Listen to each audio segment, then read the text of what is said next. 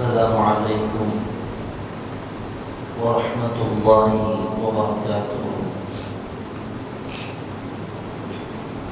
بسم الله العظيم القدرة والشان، شديد البطش والبرهان، حافظ الدين والقرآن.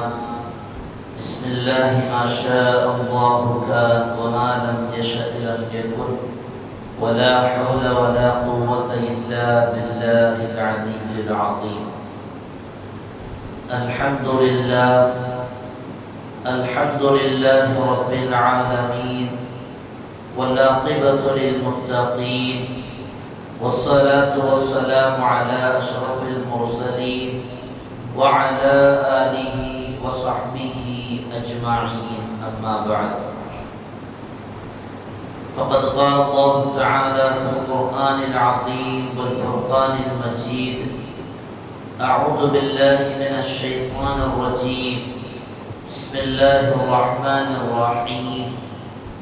يا أيها الذين آمنوا إذا تداينتم بدين إلى أجل مسمى فاكتبوه، صدق الله العلي العظيم.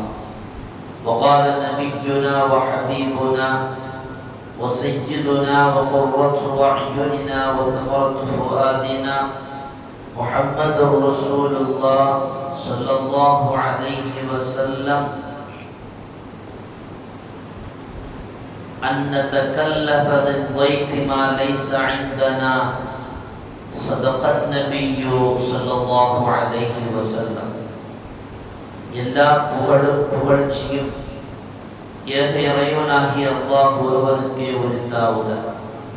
அவனின் சாந்தியும் சமாதானமும் ஈருலக வேந்தர் முஹம்மது ரசூலுல்லாஹ் ஸல்லல்லாஹு அலைஹி வஸல்லம் அவர்களின் மீதும், அவர்களின் நடிச்சுவடை அப்படியே அடிபெறலாமல் பின்பற்றிய உத்தம சத்திய ஸஹாபாக்கள், தாபிஈன்கள், தபஉத் தாபிஈன்கள், நாதாக்கள், சுஹதாக்கள், அவுலியாக்கள், நம் பெற்றோர்கள், உஸ்தாதுமார்கள், மனைவி மக்கள், இங்கே அமர்ந்திருப்பவர்கள், இன்னும் வர இருப்பவர்கள், நம் ஊர்வாசிகள், அயல்வாசிகள், உலக முஸ்லிம்கள் அனைவர்கள் மீதும் என்றென்றும் குறைவின்றி நிறைவாக நின்றவற்றுமாக.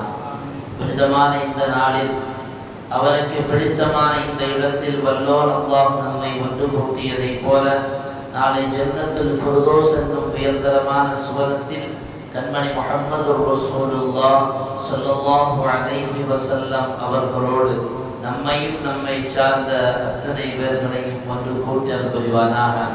நோய்கள் அனைத்தையும் ஷிஃபாவாக்கி தந்தல் புரிவானாக. அன்பிற்கு நீ அல்லாஹ்வின் நல்லடியார்களே, இறைவன் தன் படைப்புகள் அனைத்தையுமே தேவை உள்ளவர்களாகவே படைத்திருக்கிறான். இனத்தை பொறுத்தும் இடத்தை பொறுத்தும் அந்த தேவைகள் மாறுபடுமே தவிர, தேவைகள் எனும்போது படைப்புகள் எல்லாம் ஒரே கொடைக்குள் வந்துவிடுவார்கள். அந்த தேவைகளை இரண்டாக நாம் பிரிக்கலாம். மனிதனுக்கான தேவையாகட்டும், மனிதன் அல்லாத தேவையா, மனிதன் அல்லாத உயிரினங்களின் தேவையாகட்டும், எல்லா படைப்புகளுக்கும் தேவை என்பது பொதுவானது. அந்த தேவைகள் இரண்டு வகையாக சமூகத்தில் பார்க்கப்படுகிறது. மார்க்கமும் அதை அப்படித்தான் பிரித்து காட்டுகிறது. மனிதனுடைய தேவை என்கிற போது அவசிய தேவை என்று ஒன்று உண்டு, அவசியம் இல்லாத தேவையில்லாத தேவைகள் என்று ஒன்று உண்டு. உதாரணமாக, பசிக்கிற போது உணவு உண்டால் அந்த உணவு அப்போது தேவை அடிப்படையில் உண்ணப்படுகிறது. அதே பசி இல்லாத நேரத்தில் உணவு உண்ணுகிறோம் என்றால் அந்த உணவு தேவையில்லாமல் உண்ணப்படுகிற உணவாக பார்க்கப்படுகிறது. குர்ஆன் சொல்லும் வகுலு வஷ்ரபு வலா துஸ்ரிஃபு இன்னஹு லா யுஹிப்புல் முஸ்ரிஃபீன். உண்ணுங்கள், பருகுங்கள், வீண் விரயம் செய்யாதீர்கள், வீண் விரயம் செய்பவர்களை அல்லாஹ் விரும்ப மாட்டார்.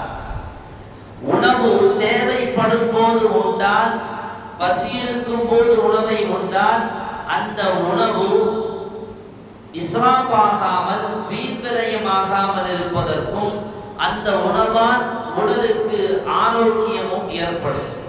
அதே நேரத்தில் பசி இல்லாமல் உண்ணப்படுகிற உணவு, அந்த உணவு மிச்சமாகுவதற்கும் வீண் விரயமாகுவதற்கும் அந்த உணவால் நம்முடைய உடலுக்கு ஆரோக்கியம் கெடியற்பாடுகளும் நடப்பதற்கான வாய்ப்பும் ஏற்படும். எனவே தான் குர்ஆன் சொல்லுகிறது,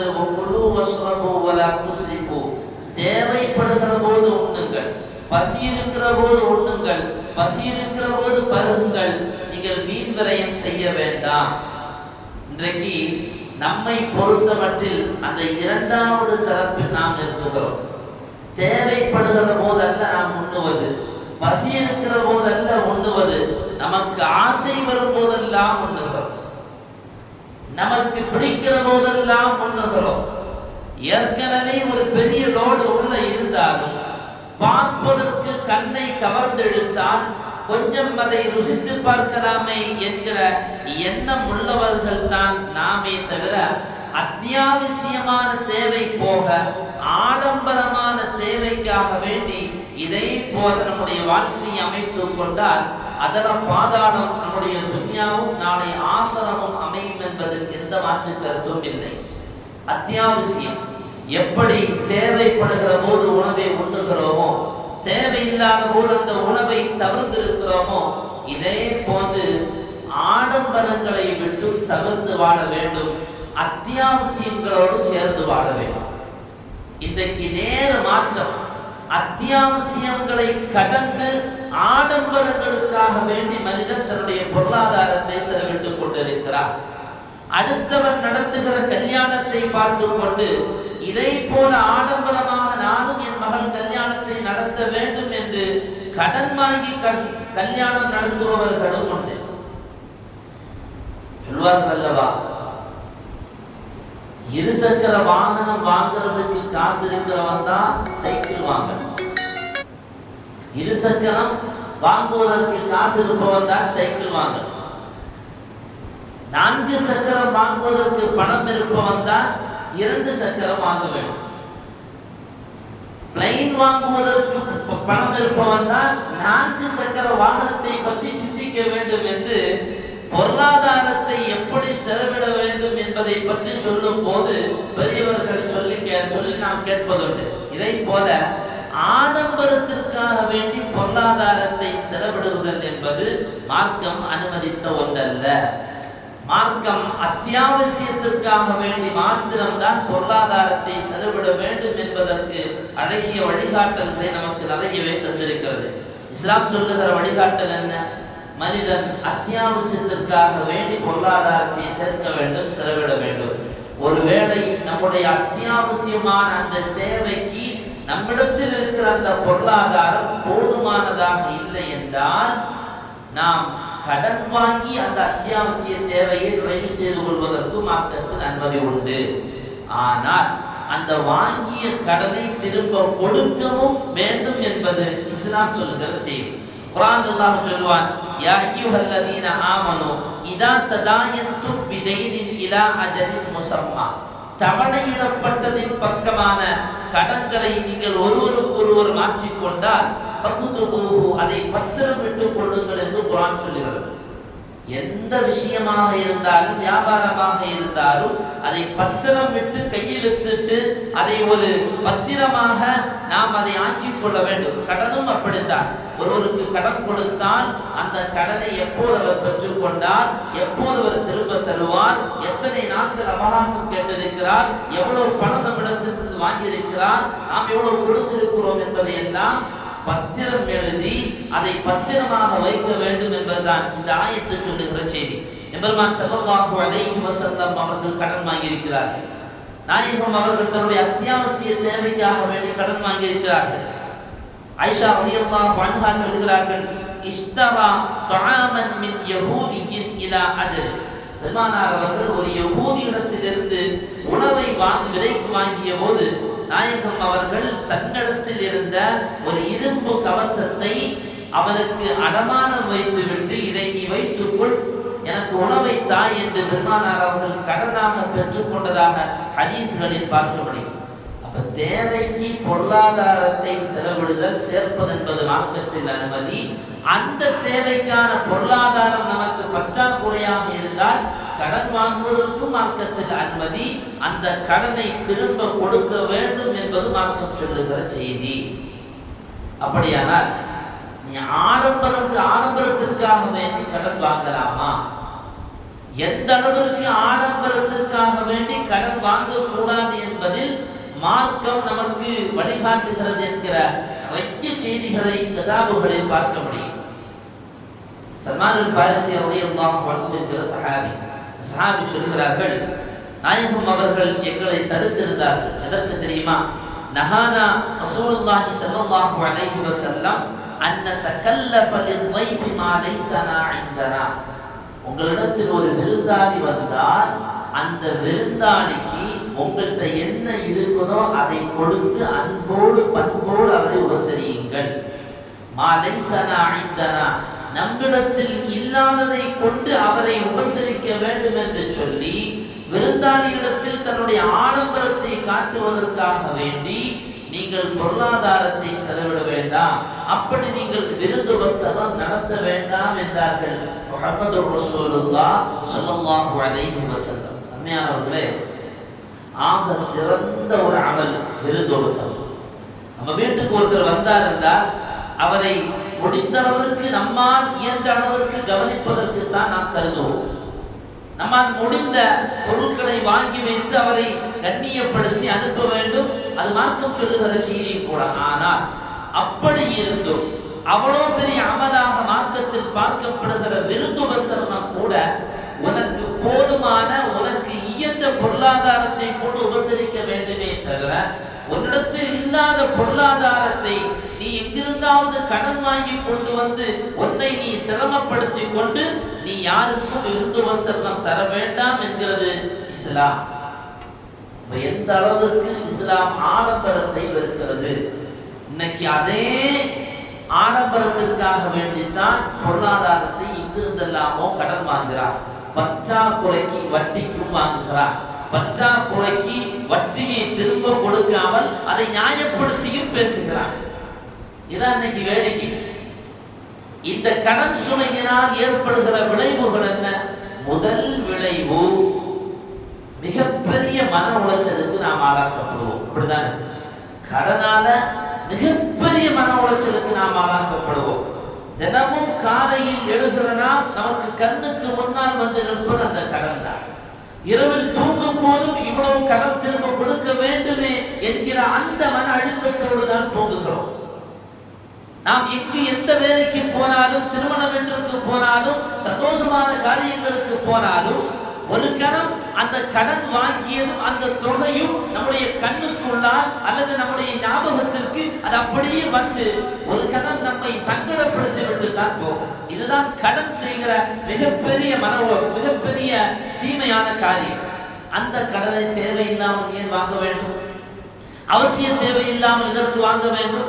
அடுத்தவன் வீடு கட்டினான், மாடி கட்டினான், காரு வாங்கினான் என்று சொல்லி எதற்கு நாம் பாட்டுக்காகவும் நம்முடைய பெருமையை காட்டுவதற்காகவும் வாங்கி நம்முடைய மன அழுத்தத்தை அதிகமாக்கிக் கொள்ள வேண்டும்?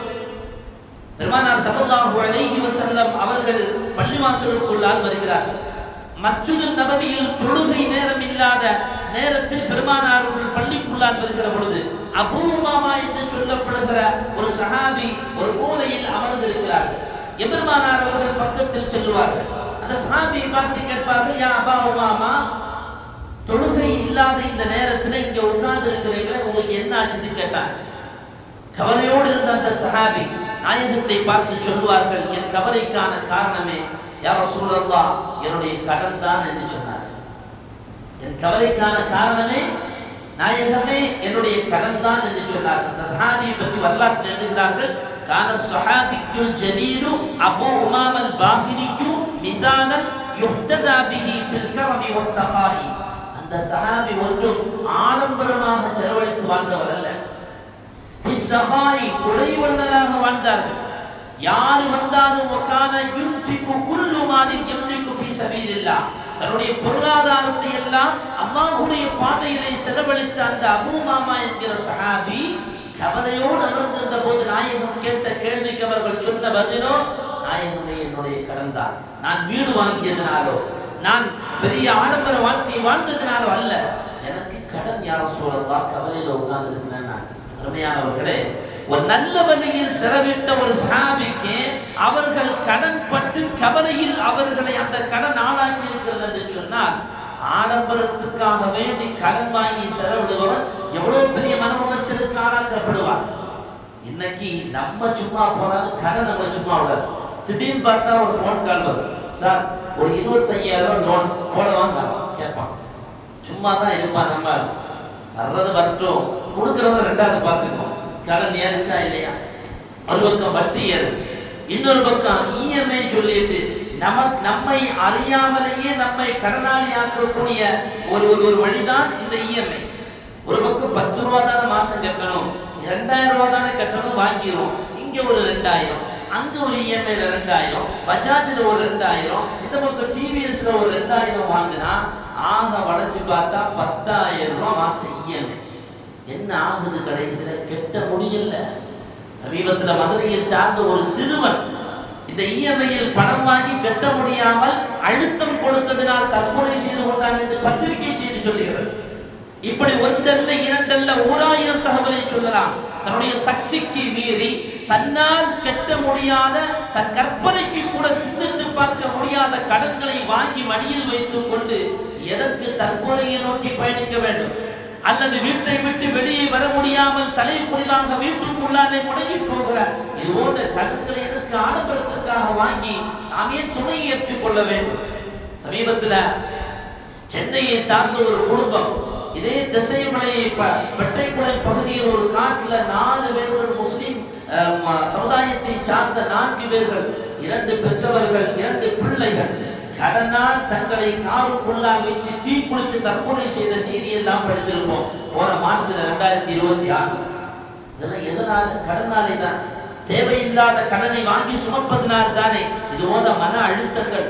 அருமையான சகோதரர்களை, உண்மையில் கடன் இல்லாத வாழ்க்கை இருக்கிறது ஒரு சிறந்த நிம்மதியான வாழ்க்கை. அதை அனுபவித்தால் தெரியும். தேவைக்கு கடன் வாங்க வேண்டும், அந்த கடனை திரும்ப கொடுக்க வேண்டும் என்கிற எண்ணத்தோடு வாங்க வேண்டும். அதில்தான் பரக்கத்தை வைத்திருக்கிறார். தேவையில்லாத கடனை வாங்குவதனால் பெரிய மன அழுத்தமே தவிர ஒருபோதும் அதிலிருந்து மீண்டு வர முடியாது. எத்தனை பேர்களை பார்க்கிறோம். சையதுனா உமர் ரலியல்லாஹு அன்ஹு அவர்கள் பாரசீகத்தினுடைய அந்த பரம்பரை மன்னராட்சியை பெருமானார் சையதுனா உமர் ரலியல்லாஹு அன்ஹு அவர்கள் குலுக்கி பார்க்கிறார்கள், அசைத்து பார்க்கிறார்கள். சையதுனா உமர் ரலியல்லாஹு அன்ஹுடைய ஆட்சி தளத்திற்கு கீழாக பாரசீக மன்னருடைய ஆட்சி எல்லாம் வருகிறது. இஸ்லாம் பறந்து விருந்து செல்லுகிறது. பாரசீகம், பைசாந்தியம் போன்ற மாநகரம் எல்லாம் சையதுனா உமர் ரலியல்லாஹு அன்ஹு அவர்கள் கலீஃபாவாக இருக்கிற பொழுது இஸ்லாத்தை ஏற்றுக்கொண்ட அந்த பகுதி எல்லாம் இஸ்லாமிய மயமாக மாறுகிறது. பெரும் பெரும் செல்வங்கள் எல்லாம் மதீனத்து மண்ணில் உமர் ரலியல்லாஹு அன்ஹுவுடைய ஆட்சி தளத்திற்கு கீழால் அவருடைய காலடியில் வந்து விழுகிறது. இந்த செய்தியை கேள்விப்பட்ட பாரசீகத்திலிருந்து ஒரு தூதன் அங்கிருந்து உமர் ரலியல்லாஹு அன்ஹு அவர்களை பார்ப்பதற்காக வேண்டி மதீனாவுக்கு புறப்பட்டு வருகிறார். நாம் பார்க்க போகிற மன்னர் பைசாந்திய நகரத்தையும் பாரசீகத்தையும் இஸ்லாத்தை கொண்டு வளைய வைத்து அங்கிருக்கக்கூடிய பொருளாதாரங்களை எல்லாம் எடுத்துக்கொண்ட மாபெரும் கலீஃபாவான உமரை பார்க்க போகிறோம். மிகப்பெரிய ஆடம்பரமான கோபுரத்தில் அவர் அமர்ந்திருப்பார். பாதுகாவலர்கள் எல்லாம் பிரமாண்டமான உயர்ந்த ஆடைகளை அணிந்திருப்பார்கள். மிகப்பெரிய உயர்ந்த செல்வாக்கோடு பட்டாளத்தோடு பகட்டோடு பெருமையோடு அமர்ந்திருப்பார் என்று சையதுனா உமர் ரலியல்லாஹு அன்ஹு அவர்களை கனவு கண்டு வந்த பாரசீகத்தினுடைய தூதுவர் அவருக்கு மிஞ்சிருந்தது ஏமாற்றம் மட்டும்தான். உமர் ரலியல்லாஹு அன்ஹுவை பார்ப்பதற்காக வேண்டி விசாரிக்கிறார் மதீனாவுக்குள்ளார். இங்க எங்கேயாவது இருப்பாங்க, அந்த பக்கம் எங்கேயாவது இருப்பாங்க.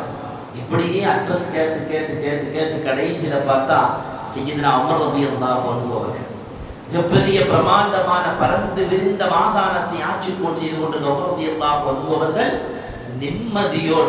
நிம்மதியோடு ஒரு பேரித்த மரத்தினுடைய கிளையில் அப்படியே அந்த நிழலில் நிம்மதியாக தூங்கிக் கொண்டிருக்கிறார். ஆச்சரியப்பட்டு போனான். அந்த பாரசீகத்தினுடைய தூதுவன் பக்கத்தில் வந்தார். முறை பார்த்து சொன்னார், ஹக்கம்த ஃபஅதல்த ஃபஅமின்த ஃபனின்த யா உமர். ஹக்கம்த, உமரே நீங்கள் ஆட்சி செய்திருக்கிறீர்கள், நீங்கள் ஆட்சி செய்திருக்கிறீர்கள், நீங்கள் ஆடம்பரம் காட்டவில்லை. ஃபஅதல்த, நீதமாக நடந்திருக்கிறீர்கள். எனவே ஃபஅமின்த, நிம்மதியாக தூங்குகிறீர்கள் என்றார் அந்த பாரசீகத்தினுடைய தூதுவன் உமர் ரலியல்லாஹு அன்ஹுவை பார்த்து. இன்னைக்கு எந்த மன்னரையாவது சொல்ல முடியுமா நிம்மதியா தூங்குறான்னு சொல்லி? பார்க்கறதுக்கு வேணா ஃப்ளைட்ல போற மாதிரி இருக்கும், ஜாக்குவார் கார்ல போற மாதிரி இருக்கும், BMW கொடி வச்சு போற மாதிரி இருக்கும். அவருடைய நிம்மதி கேடு என்னங்கிறது அவன் பக்கத்துல உட்கார்ந்தாதான் தெரியும். இவ்வளவு பெரிய மாகாணத்தை ஆளுகிற உமர் ரலியல்லாஹு அன்ஹுவர்கள் எந்த பந்தசும் இல்லாமல், எந்த பாதுகாப்பும் இல்லாமல் ஒரு பேரிச்ச கனியினுடைய அந்த நிழலில் உமர் ரலியல்லாஹு அன்ஹுவர்கள் தூங்கினார்கள். வந்த அந்த தூதன் அடுத்து சொல்லுவான், وَمُلُوكُنَا يَحْكُمُونَ فَيَظْلِمُونَ فَيَخَافُونَ فَيَسْهَرُونَ.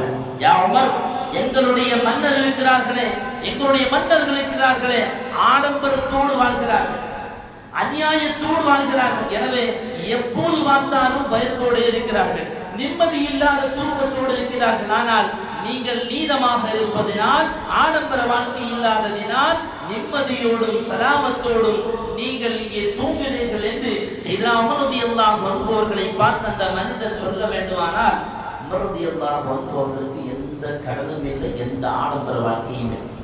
இது நமக்கும் இருக்குமே, ஆனால் நிம்மதியான தூக்கம் இருக்கும். இன்னைக்கு போன்ல அட்டென்ஷன் வருது, நிம்மதியான தூக்கம் இல்லையா, இந்த நம்பருக்கு தொடர்பு கொள்ளுங்க.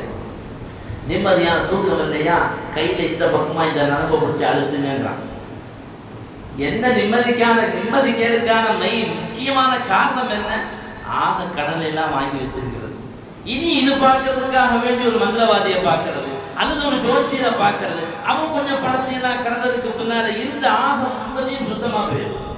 பரிமையான சகோதரர்களே, நிம்மதி கேடுக்கான முதல் காரணமே முஹம்மது ரசூலுல்லாஹி ஸல்லல்லாஹு அலைஹி வஸல்லம் அவர்கள் அந்த சஹாபிக்கு சொன்னதை போல, அந்த சஹாபி ரசூலுல்லாஹி சொன்னதை போல, யா ரசூலுல்லாஹ், அதிகமான கடனோடு இருக்கிறேன், எனக்கு நிம்மதி இல்லை என்று சொன்னார். இந்த நிம்மதி கேடு துனியாவோட முடிஞ்சு போகுமா? இல்ல, கபூர்லையும் வரும். ஒரு சஹாபிய ஒரு மூத்தான போது மதீனாவில் பெருமானார் அவர்களுக்கு முன்னால் கொண்டு வைக்கப்படுது, ஜனாசா தொழுகை நடத்துறதுக்காக வேண்டி. சஹாபாக்கள்லாம் கூடி நிற்கிறாங்க. நாயகம் கேட்ட முதல் கேள்வி, கொண்டு வரப்பட்டிருக்கிற அந்த ஜனாசாவுக்கு கடன் எத்தனை உண்டுமா? சஹாபாக்கள் சொன்னாங்க, நாம யார சொல்ல 2 தீனார் கடன் இருக்குது அப்படின்னா.